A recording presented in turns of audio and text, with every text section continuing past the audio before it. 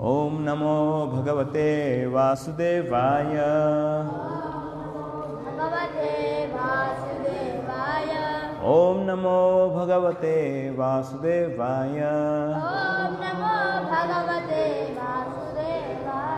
Om Namo Bhagavate Vasudevaya.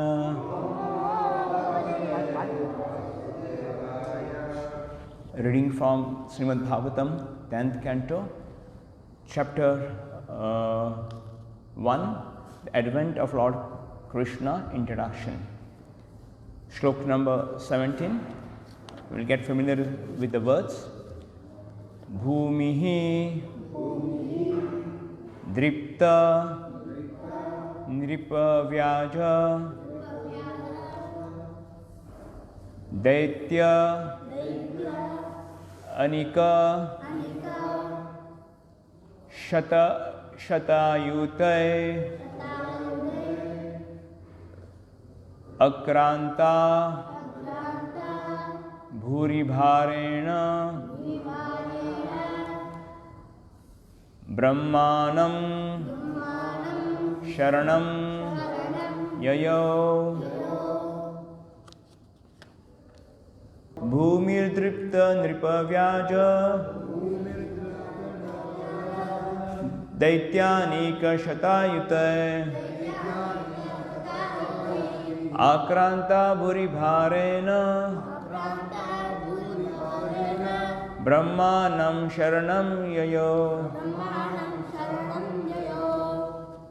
Word to word meaning. Bhumihi Mother Earth, Dripta puffed up, Nripavyaja posing as kings, or the supreme power personified in the state.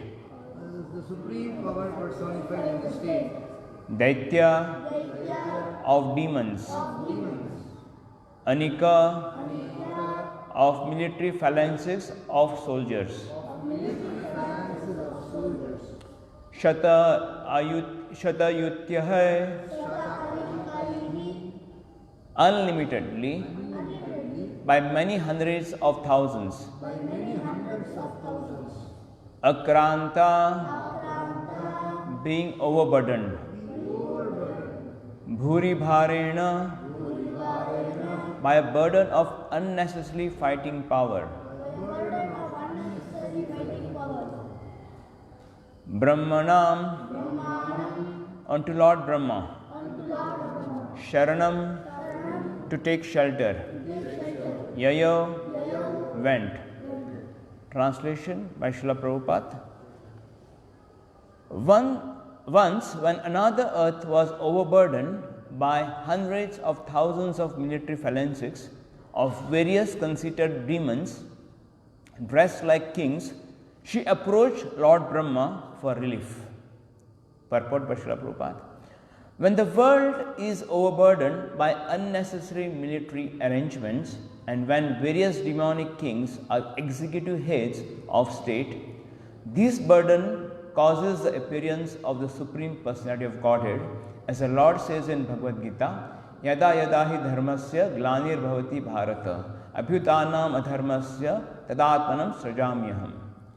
Whenever and wherever there is a decline in religious principle, practice, or descendant of Bharat, and a predominant rise of irreligion, at that time I appear myself.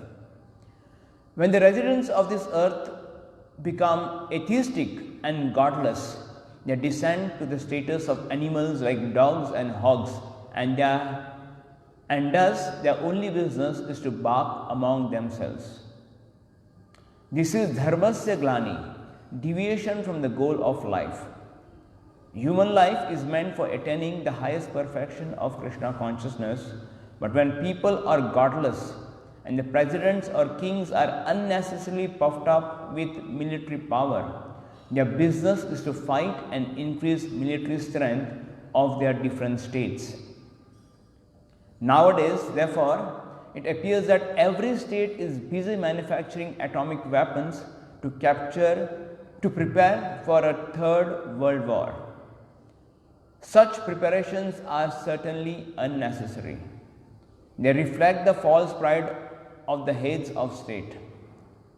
The real business of chief executive is to see to the happiness of the mass of people by training them in Krishna consciousness in different divisions of life. Chaturvarnam maya shishtam guna karma vibhagasha. A leader should train the people as Brahmanas, Kshatriyas, Vaishyas and Sudras and engage them in various occupational duties, thus helping them progress towards Krishna consciousness. Instead, however, rogues and thieves in the guise of protectors arrange for a voting system, and in the name of democracy they come to power by hook or crook and exploit the citizens. Even long ago, asuras, persons devoid of God consciousness, became the heads of state, and now this is happening again. The various states of the world are preoccupied with arranging for military strength. Sometimes they spend 65% of the government's revenue for this purpose. But why should people's hard-earned money be spent in this way? Because of the present world situation, Krishna has descended in the form of the Krishna consciousness movement. This is quite natural, for without the Krishna consciousness movement, the world cannot be peaceful and happy.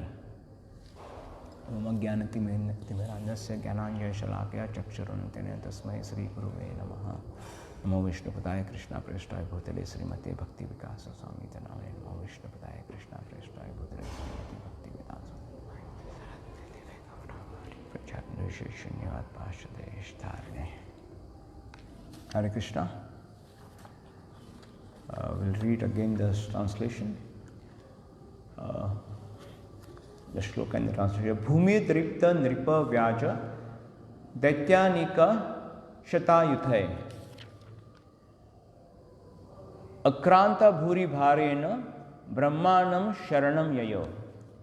Once when Mother Earth was overburdened by hundreds of thousands of military phalanxes of various conceited demons dressed like hogs, dressed like kings, she approached Lord Brahma for relief.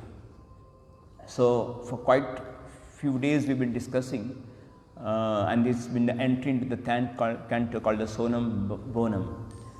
So the beginning of this chapter itself, we see Parikshit Maharaj is posing various questions. Before posing question, he is inquisitive to know about the Supreme Personality of Godhead, his activities.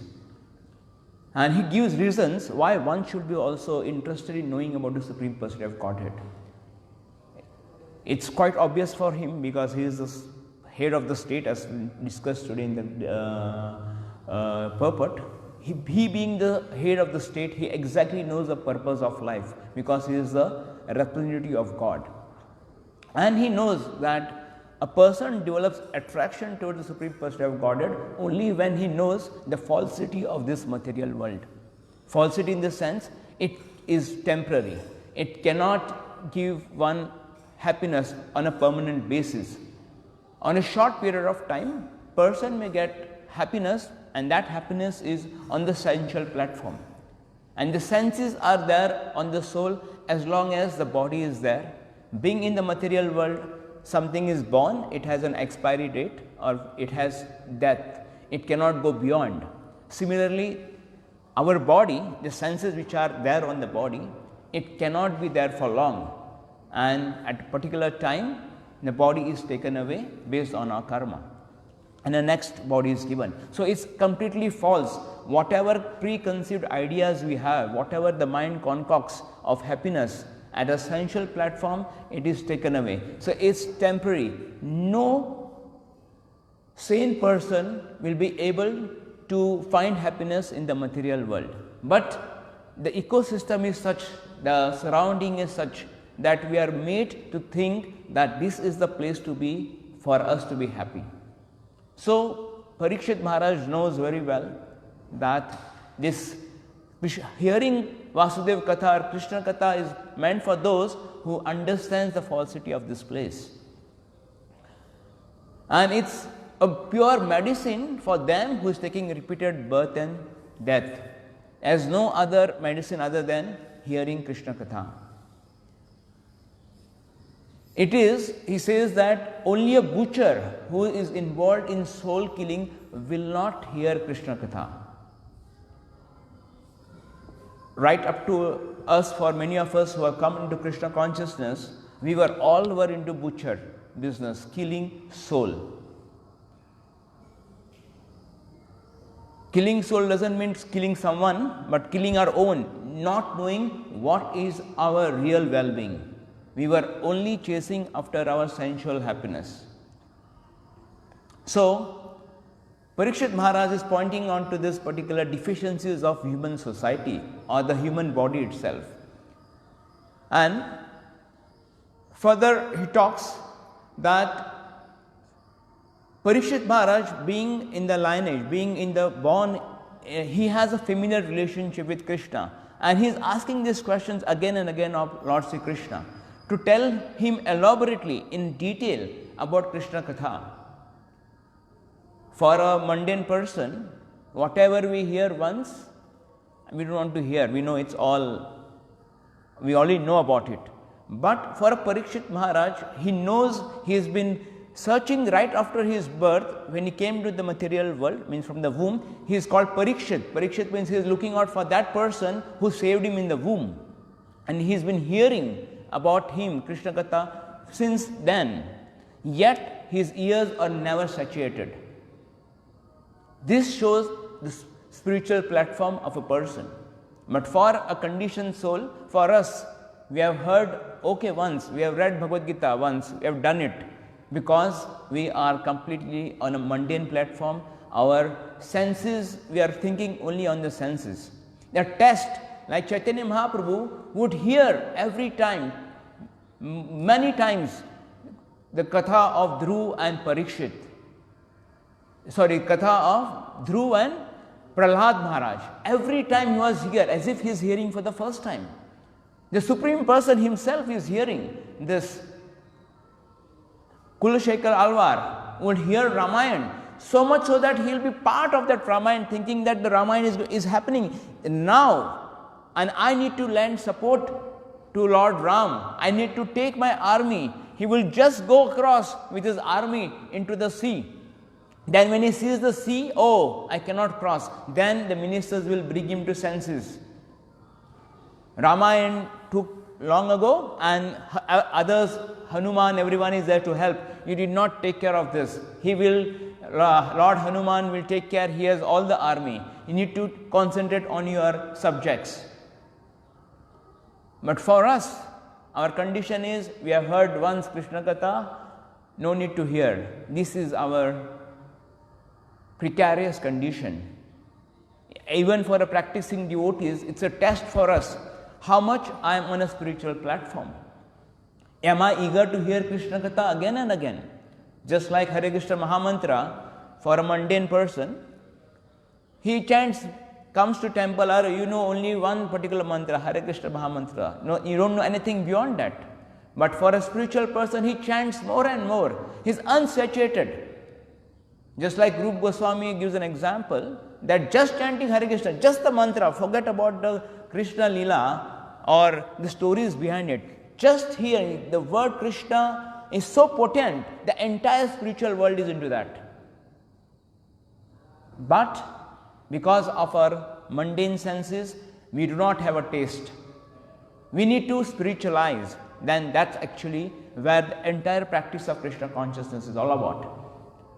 Srila Prabhupada gives an example. Now he talks about that this Krishna consciousness movement was formed only to move from a mundane society to a spiritual society. Just like he gives example that Supreme Personality of Godhead appeared when there was a decline in religious principle. To set up the new religious principle as what it is supposed to be, Lord Krishna came. Similarly, this Krishna consciousness movement is meant for that. So, in this particular shloka which talks about here, the earth is talked about has been overburdened by military phalanxes. When I was growing up, I was watching one particular serial called Turning Point, science related stuff when I was in school days. And one particular professor was asked whether earth is a living organism or it's a matter, what it is, what earth is. I was really surprised that the professor who talked, yes, earth means he has to analyze, he can't be given some mundane just what it comes to his mind. He said, yes, earth is a living organism. Then he gives an explanation that earth, because it has got vegetations, it produces different animals. The body itself, because it produces vegetation, it produces different animals, and because there is life in the vegetation, there is life in the animals, so also earth, because it tries to repair itself from all those disturbance, earth is a living organism. But there is a problem, because with these so called scientists and professors, for them living means something which shows symptoms of self correction, generation, growth, but they do not know that life means there is some sentient, there is some feeling. For them the science subject is also there, like called animal husbandry. Animal husbandry talks about taking care of poultry farms, cows, cattle. They take good care of it. If one of the animals falls sick, they will see to that their sickness is taken care of, the medicine is given. But what is the utility of that? When that particular animal comes to that particular right age, the same person who was taking good care of that particular animal takes a knife and cuts the throat of that animal. This is the civilization. They know it's living, but they do not know what relationship they have. Their only business is, how do I gratify my senses using that particular object. It may be living or non-living. The idea is, how do I gratify the senses. So called these professors or scientists, the only business is to gratify the senses. This is exactly what the world is all about. Even we have in the Pranam mantra of Srila Prabhupada that the world is moving from being sentient, from spiritual to material. The soul is being made from soul, which is spiritual nature, to material. And the Krishna consciousness is made so that the matter can be spiritualized. All our senses, which are completely mundane at this moment, how do we spiritualize them?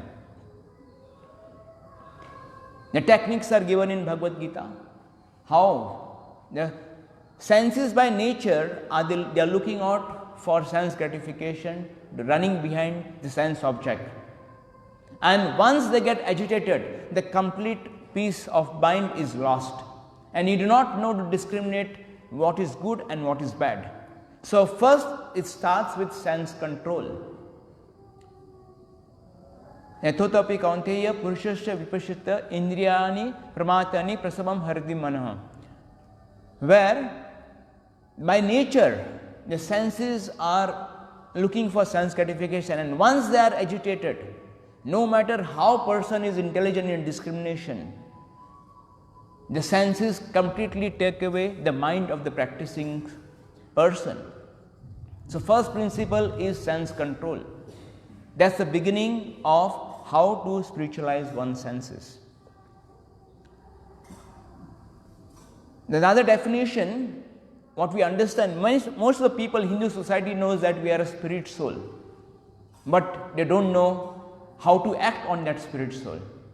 For them, spirit soul means we'll be, at the most we'll reincarnate, but they don't know that there's a way out to God from this reincarnation.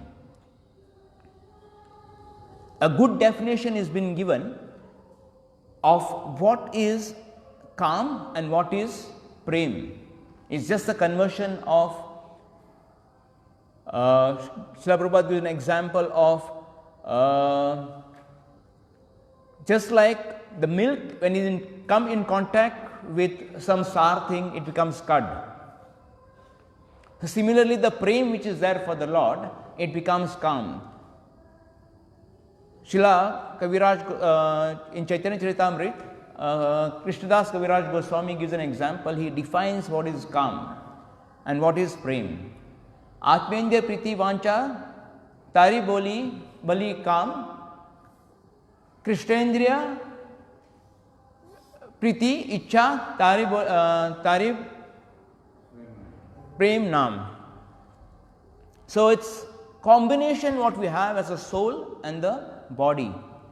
The soul has this desire, the body, because it's by default designed to gratify senses into this material world, it produces desires, and that desires is to gratify the senses. Now, two things happening, the two demands have been placed, one by the body and one by the soul. But the demand of the body is in a louder voice, and we are not able to hear what the soul desires. All the time we have been chased into sense gratification. Only when we take shelter of Krishna consciousness literature or Vedic literature, we understand that we are a spirit soul, and the spirit soul means we have to satisfy the senses of Krishna. That is real love. Whereas trying to satisfy the demands of the body, this is Kam. Usually we understand Kam is only sex life, but Kam means anything to do with the demands of the body, and it begins from the child. We want to hear nice things, nice music, eat delicious food, have a nice sense of touch, have nice weather. All boils down to bodily platform. Though everyone knows we are a spirit soul, but all what we are doing is chasing after bodily demands. And with that, the aim of life is lost. In our heart, only two things come in our life, because of the demands, whether I like it or I don't like it. That's a duality. Ichha dvesha samuttena danda mohena bharata. Ichha dvesh, the senses are only thinking in two terms, what I like and what I don't like. And what I like I chase behind, and what I don't like I need to withdraw from myself from it. But to begin a spiritual life is to tolerate. Whatever the demands of the body be, I need to tolerate. And when I tolerate, the senses will automatically come down. But if you want to satisfy those senses, the senses become strong and they demand more. They have a more louder voice, and your goal of life is missed. And it is compared, the lust is nothing but like a fire. Fire can only destroy things, and what it destroys our spiritual existence. One more thing is, it survives on the fuel what is put. The more one fuel puts into it, the fire becomes more stronger. It never satisfies the fire. So beautifully it has been compared that calm is a fire. You should never put fuel into it. But we may get a feeling that if I put fuel into it, it gets satisfied. Yes, it gets satisfied, but it becomes more stronger the next time it attacks.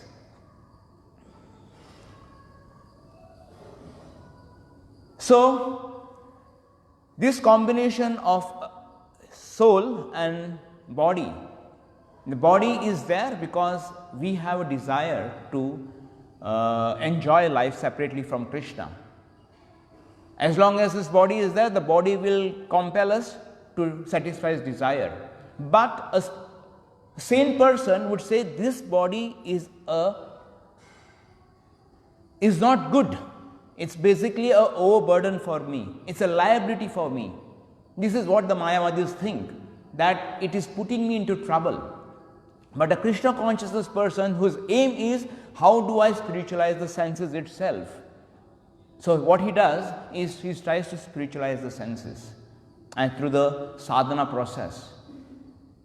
But the ecosystem around, which is usually the education system, the advertisement, the media, whatever we walk in, whatever newspaper, wherever we put our ears or eyes to, everything talks about sense gratification. Everything talks about bodily platform. Nobody reminds us that we are a spirit soul. It's only in satsanga. In satsanga also they don't talk about soul, they talk about Krishna. How is that? Srila Prabhupada gives an example. What is self-realization? Nobody can see oneself directly. What one sees is actually a reflected light. In the darkness, when the light is not there, we are not able to see ourselves. But only when light is thrown, what is thrown on the body, and that reflected light we are able to see. Just like when you see Krishna, automatically we will be able to see ourselves. How is this? Because we are in contact with Krishna, our spirit souls gets purified. It's purified in the sense it becomes more stronger so that it can suppress the urges of the body. This is what is self-realization is all about. So, in the present scenario, or what it was there when just Lord Krishna was about to appear,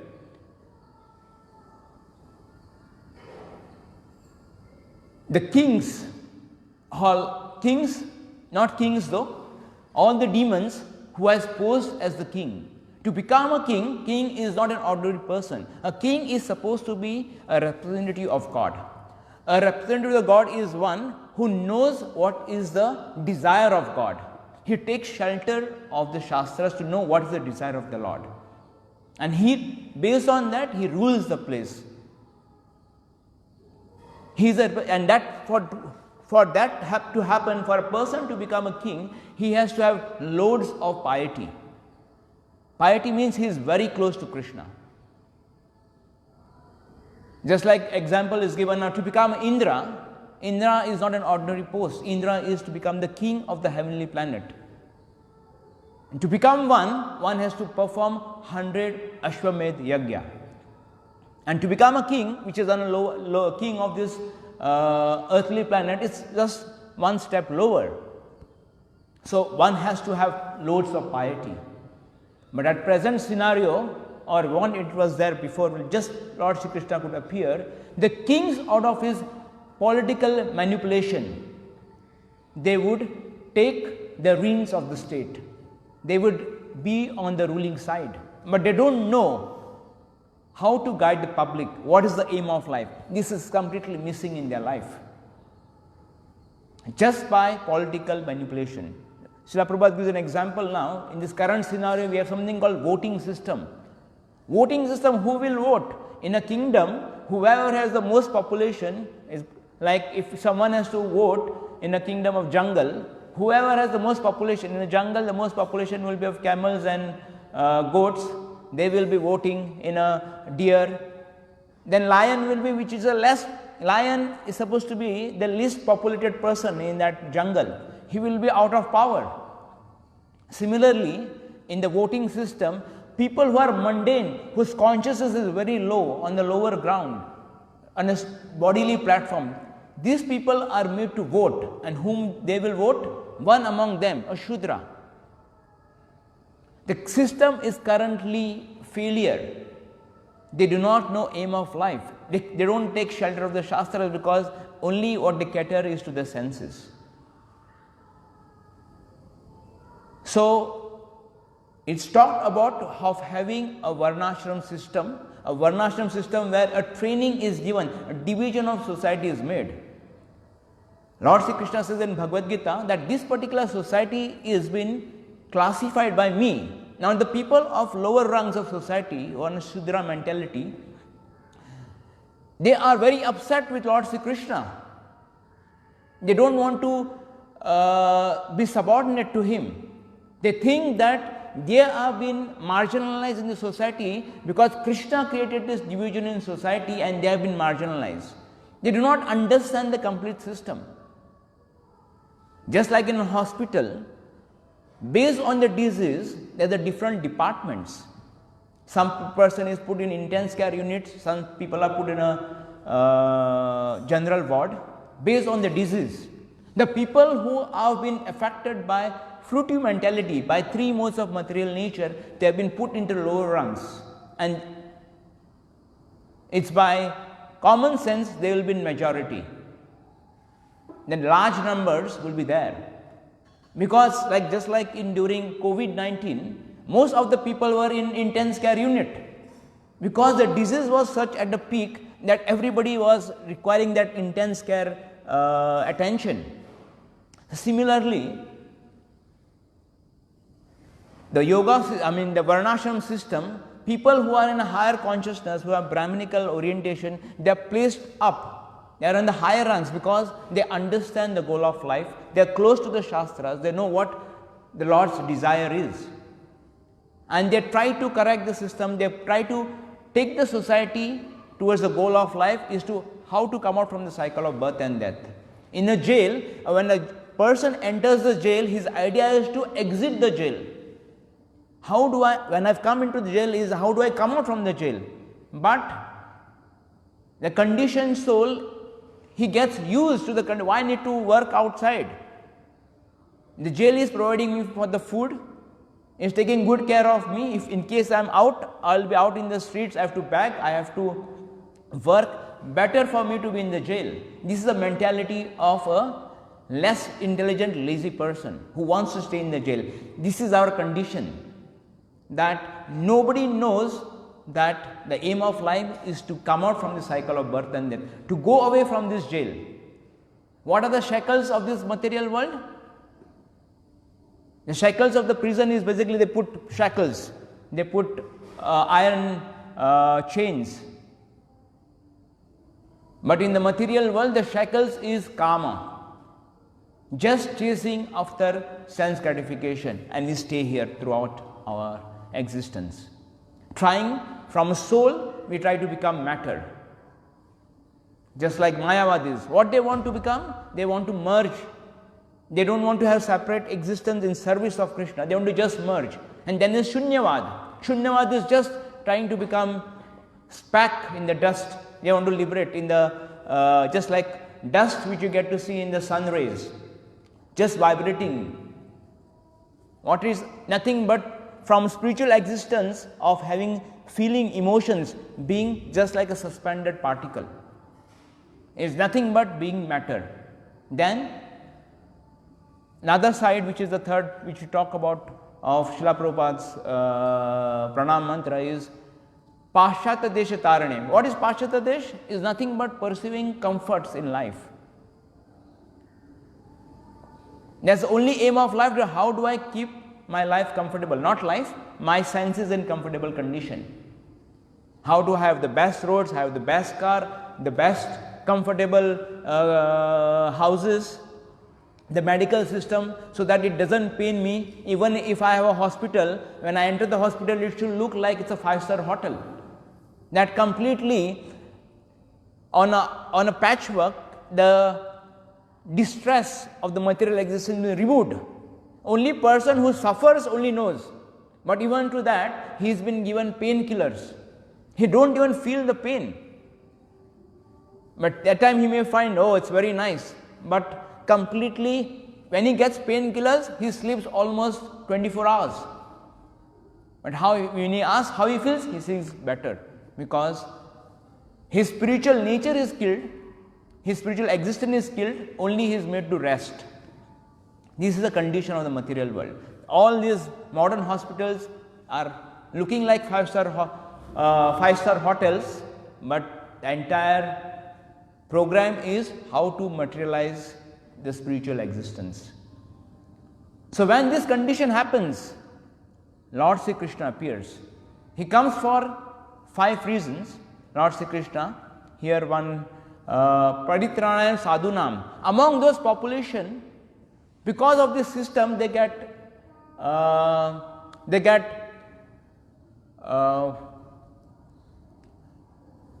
tormented by the system, that they cannot practice their godly consciousness. They can't practice their Krishna consciousness. So their only business, the Lord Krishna appears to deliver them, to give them the pleasure they have all been waiting for. Paritanaya sadhunam vinashaya duskritanam. So whoever the miscreants are there, to destroy them. Who are the miscreants? The leaders of the society who completely change the course of the direction the world should be going to. And then he established the religious principles. Religious principle is set only by Krishna, only by the Supreme Lord. We try to manufacture, sitting in the parliament, sitting in writing constitution. All this is done based on the bodily platform of what could be good for a certain class of person. But when our system is such, the ecosystem is such that trying good to others is basically doing bad to the other side of section. Just to build a building, in this material world you have to dig up a hole, you have to do mining, you have to have a hole in the ground. We cannot make things by ourselves. Whatever things are given, we have to utilize. That's where the fallacy of this material existence is. This scientists will never ever talk about. They think that the nature is there providing them for till infinity, and they think that I need to preserve. They don't understand that what is the purpose of this nature, whose nature it is, what is the purpose of existence. This will never be discussed. Why? Because they are completely atheist. They want to remove God's existence from the complete system, and instead of that they want to plug their name as leaders of the society, and that's where they get their fame. It's another form of sense gratification, another form of calm. The highest subtle form of calm is trying to look for recognition. It may happen to us also practicing devotees. Bhaktisiddhanta Thakur talks about that this is nothing but like a pig stool put around our body. This is like a fame. So even in our desires, because we have been brought up, we have been bred in this particular materialistic society, that we have in our deep inside our heart that where do I look for fame? Who is saluting me? I am always looking around, because it's type of a calm. It's a lust. We want people to bow in front of us. So we should remember in our heart as well the instructions of Bhaktisiddhanta Thakur. This is nothing but the pig stool on our body. This should be distasteful for us, that I should not, or we should not be chasing behind fame. Whatever activities we do, of course we get some fame. People try to eulogize us, praise us for small service which we do. But if you take it in our head, that is our fall down.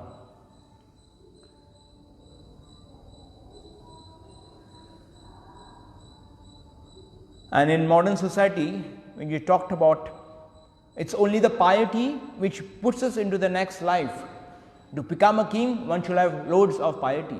But it is projected that if you work hard, that you will be able to make money, you will be able to enjoy the luxuries of life just by working hard. This has been programmed. So out of that, out of the 100, maybe of intelligent people who are there, they exploit the lower class of people. They squeeze them out of hard work. They make them work hard from morning till evening, 16 hours a day, just for a little salary. And that with that salary they think that I will be able to buy my dreams, I will be able to buy my big house. What is the use of big house? The entire life of them is spent in the office hours, 16 hours inside the house, looking only at the computer, and they think that I have a big house, I am enjoying it. I have a big car. How many hours he spends in a car? He buys car which is in crores of rupees. In a day he may spend only 1 hour maybe at the most, and that too in a traffic he can spend most of the time there. Such a useless civilization, but nothing comes to our head. We are only chasing off to defeat others. What others have, okay, let me defeat, let me show him I am better than him. It's complete rat race. Why? Because then when I show I am bigger than him, people will salute me, and that will be some satisfaction in my heart that I am better than the others. Engineering colleges have been opened thinking that many things through hard work will study and will be happy. What is the result?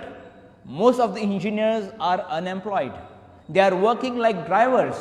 Engineers supposed to be in a different category of people, but they got admission into engineering because seats were available. Nobody had to fill the seats. They got into engineering, somehow they passed, but not even knowing what the engineers' thought process is to make a world a better place by manipulating the ingredients of this material world. But for they became engineers only to get a good salary.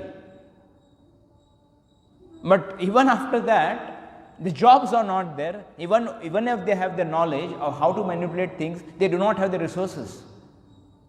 This is the condition. All these engineers, doctors, chartered accountants, they run. At least chartered accountant is a different story. Chartered accountants, they know what is demand and supply. If they know that at this particular moment a specific amount of demand is there for chartered accountants, to that extent only they will pass the students. They are very smart. They match exactly the supply and demand. If the supply is more than the demand, they know nobody will ask for chartered accountants. But the engineers' calculation went other way around. They just went on producing schools, institutions for the school owners to make money, because they know people will be coming, they will be paying hefty fees, and once they are out, they are looking for a job. Srila Prabhupada says, people would go around with a certificate, please give me job, please give me job. This is the current scenario. Like a dog. Like a dog, yes. The dog looks for a master, and if the master is not, he is a stray dog. Exactly this condition of engineers have become. They are like stray dogs, not knowing the aim of life.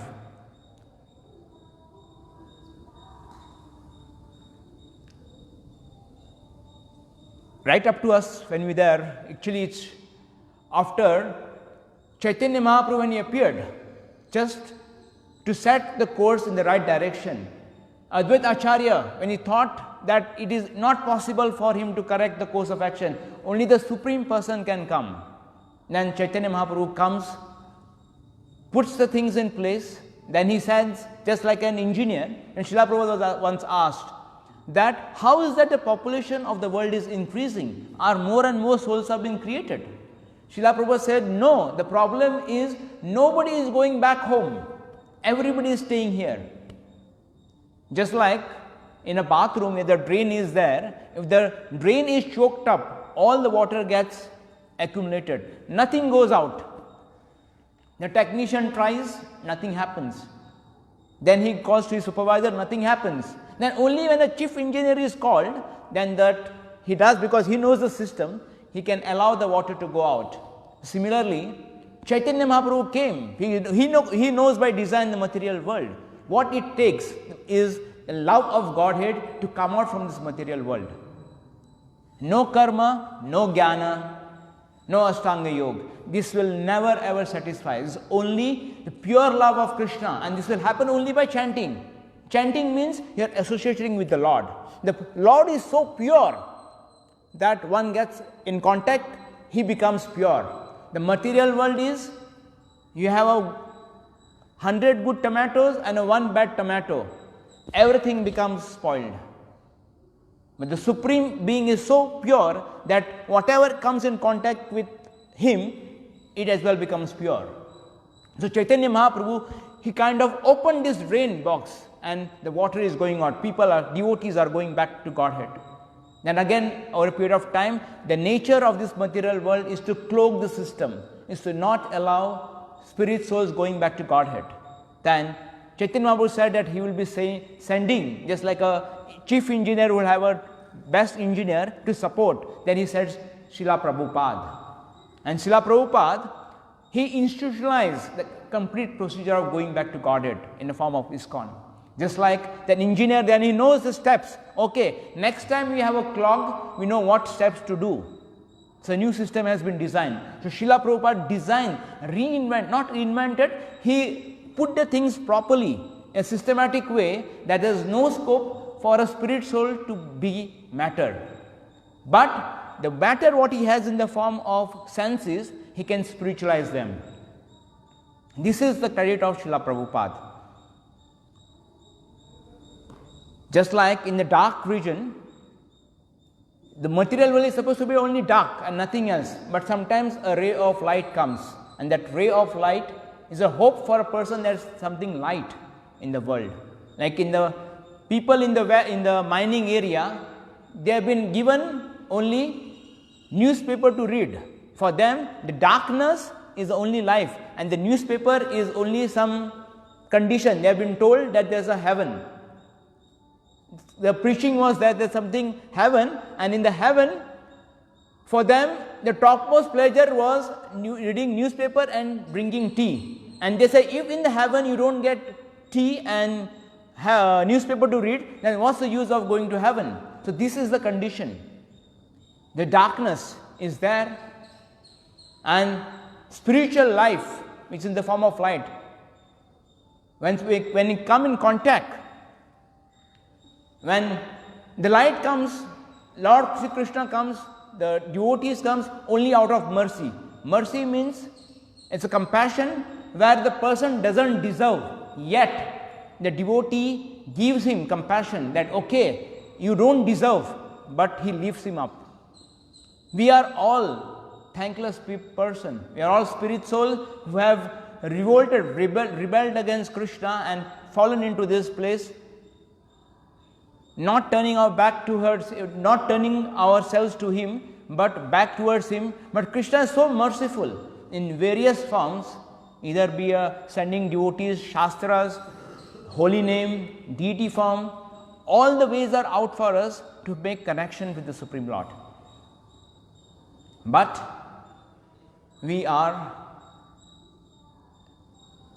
our souls are such in a sleeping condition that it requires a lot of energy to shake us up. So this ISKCON system, this program of satsanga, of a temple, coming to a temple, of having satsanga, regular programs, is to wake us up again and again.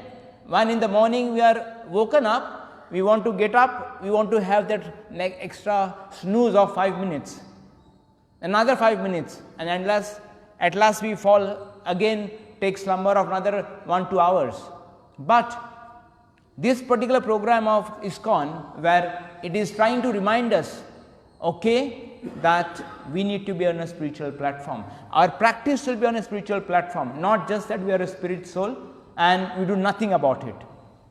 Srila Prabhupada compares this particular modern society people, modern leaders, as dogs and society of dogs and cats. The dog, if I understand by his nature, is a stray dog, that it occupies that particular place, and any passerby comes, it only does is howls, it barks, it only barks. Barks means it was to claim that this is my place, nobody should trespass. This is the nature of dog, and modern dogs are scientists and atheists and the leaders who talk only about this particular world is matter and we need to exploit it. There is no need of God. There is only thing is how do I satisfy the senses. This is the only their aim.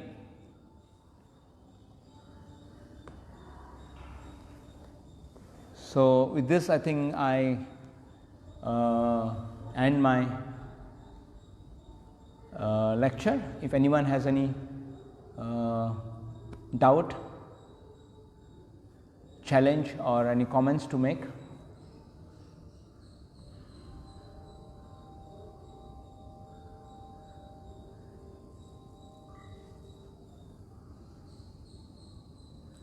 Shrimad Bhagavatam की जय, श्रील प्रभुपाद की जय।